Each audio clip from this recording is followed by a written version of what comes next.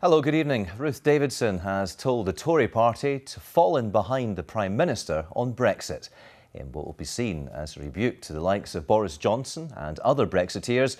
The Scottish leaders urged colleagues to give the Prime Minister the space to strike a Brexit deal. From the Tory party conference in Birmingham, here's our political correspondent, David Porter. Hand in hand and step in step, Ruth Davidson and her partner Jen Wilson making a rare joint public appearance at the Tory party conference in Birmingham.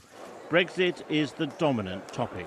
With 6 months to go until we leave the EU, pressure is mounting to see if any deal can be struck.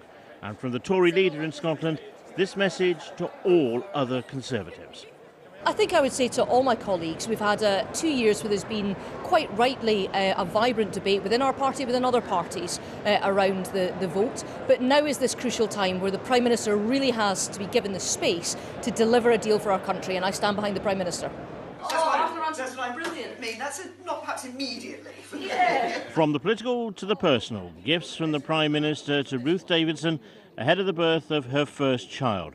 A rare moment of light relief for Theresa May. I do believe in Brexit, but crucially I believe in delivering Brexit in a way that respects the vote and delivers on the vote of the British people, while also protecting our union, protecting jobs and ensuring that we make a success of Brexit for the future. Among the Tory faithful, Ruth Davidson wants to hammer home another message. In just over 2.5 years' time, Scottish voters will be asked who they want to run Holyrood. But before then, it's Brexit that's concentrating minds. David Porter, reporting Scotland at the Conservative Party conference in Birmingham. Scientists say there should be a big cut in mackerel quotas in the North East Atlantic to what would be a record low. The International Council for the Exploration of the Seas is recommending a 42% reduction in total allowable catch next year. The organisation says there are high pressures on stocks, but the Scottish Pelagic Fishermen's Association disputes the data and says the suggested reductions would have a huge impact on the industry. The Health Secretary Jeane Freeman has written to EU staff working in the Scottish NHS, urging them to stay on after Brexit. She told them she realised it must be an unsettling time for all EU workers, and she said she very much valued the contribution of every member of staff, regardless of their nationality. Now, tens of thousands of runners have taken to the streets of Glasgow for the Great Scottish Run. World-class athletes joined thousands more amateur runners for the weekend series of events and races, as Linda Sinker reports. The organisers of the Bank of Scotland Great Scottish Run say a total of 30,000 people signed up. The vast majority of runners were doing it to set their own personal targets, with many more doing it for charity. Brilliant, great, really enjoyed that. Fantastic course.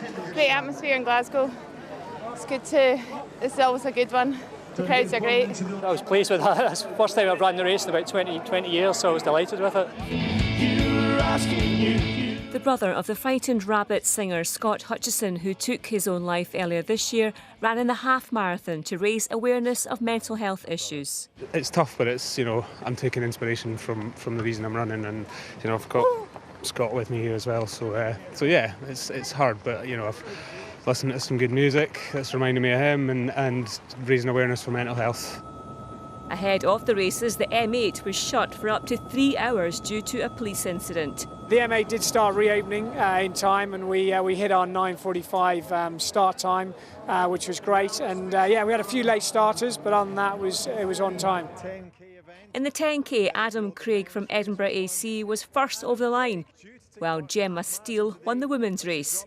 In the half marathon, Chris Thompson won for a second consecutive year, with Olympic bronze medalist Mari Dibaba the first woman.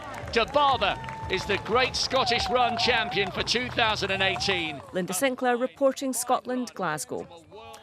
On to football, and Livingston are up to third in the Premiership table after defeating Rangers 1-0. The goal was scored in the first half by the Angolan international Dolly Menga. Shaba Laszlo has left his position as Dundee United manager, with the club fourth in the Championship. The Hungarian's last game in charge was yesterday's 5-1 home defeat to Ross County.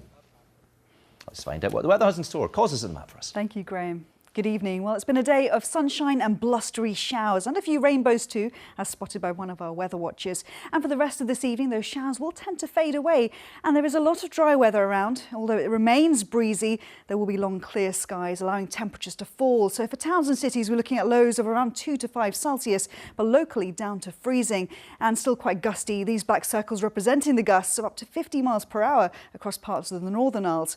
So a chilly start to the day tomorrow, but a good deal of sunshine to start. Cloud does increase during the course of the day and we'll start to see some outbreaks of rain pushing in from the northwest. It is still breezy too, and temperatures, well, 8 to 11 Celsius. Now, by the time we reach Tuesday, any rain will tend to clear for most of us, largely dry but windy. For the Northern Isles, we could have gusts of maybe 65 to 70 miles per hour and feeling cool. That's your forecast. And we're back at 10:15. Have a good night. Bye-bye.